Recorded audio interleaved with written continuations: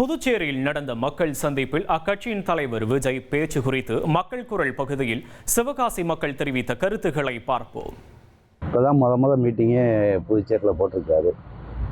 ரசிகர்கள் கூட்டமும் வரும், பொதுமக்களும் வருவாங்க. ஏன்னா ஒரு நடிகருங்கிறதுனால பார்க்குறதுக்கு வருவாங்க. இப்போதான் நுழைஞ்சி உடனே வருவேன்னுலாம் சொல்ல முடியாது.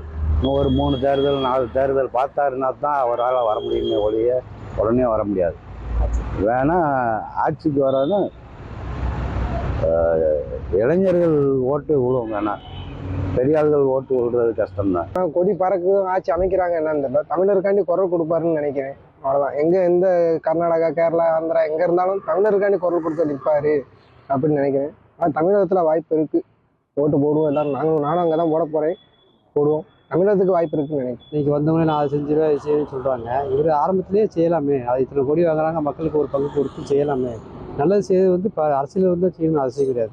நேர்மையாக யாருன்னாலும் செய்யலாம், அது பிரச்சனை கிடையாது. அதனால் மக்கள் ஃபஸ்ட்டு என்ன செய்கிறாங்கன்னு பார்ப்பாங்க. இதே திரையுலகத்தில் ஏற்பட்டவர் மறைமுகமாக செய்கிறாங்க, மக்களுக்கு நல்லது செய்கிறாங்க. இவர் என்ன செய்யறான்னு தெரியல. புதுச்சேரியில் தாவேகா ஆட்சி அமைக்குமா என்ற கேள்விக்கு சிவகாசி பொதுமக்களின் கருத்துக்களை கேட்டறிந்தோம்.